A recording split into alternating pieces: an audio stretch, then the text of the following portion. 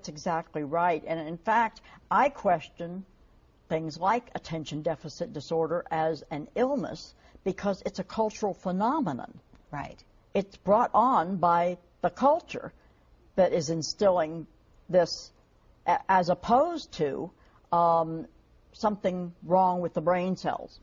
Because they can't test it, they can't x-ray for it or anything, but you sure can see the results of people with this, you know, situation.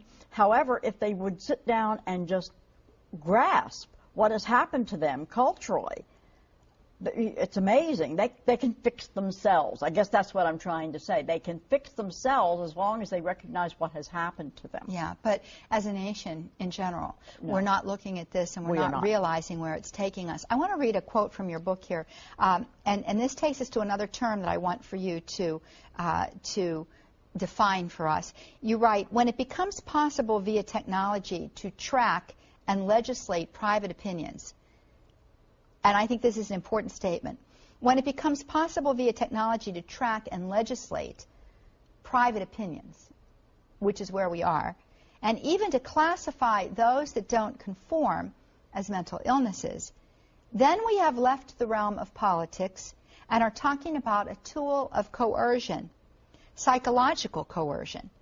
Pragmatism and expediency necessarily become substitutes for independent thought, and presto, psychopolitics is a fait accompli. Now, tell me, what is psychopolitics? Well, it's a combination of psychology, of course, and politics, and one of the first people really to give us that was somebody named Gerald Post. And when people ask, hey, is there really a course of study? Yes, George Washington University has a course of study in political psychology, which ergo is psychopolitics. Now, the science fiction writer Isaac Asimov, and I think there was somebody before him too, originated the term psychopolitics. And maybe he figured that it actually would happen at some point and maybe not. But we've done it now, and I don't think anybody was thinking of Isaac Asimov at that moment in time. Certainly Gerald Post wasn't.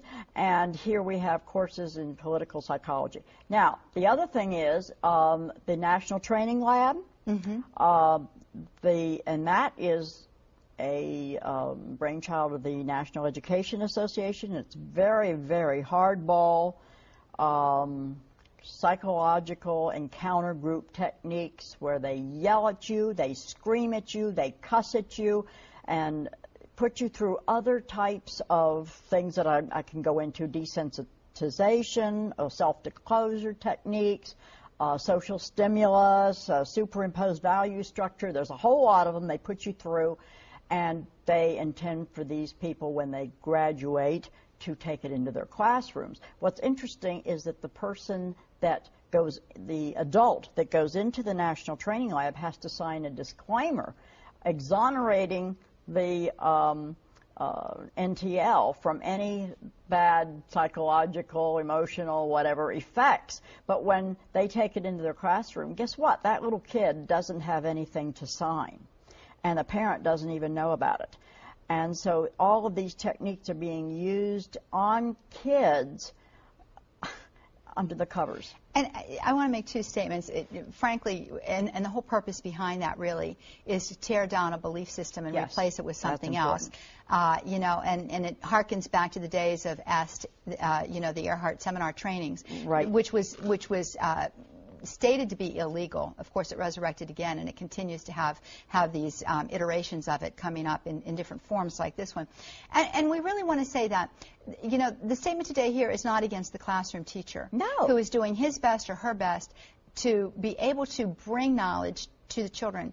But there has been an avalanche of bureaucratic structures and requirements placed on the teacher that have nothing much to do with educating, has nothing much to be having to do with classroom dispensing of information and knowledge to children, but more about busy work and paperwork and objectives and outcomes that have got to be satisfied in order for the teacher to continue to move forward as well as the student to move forward.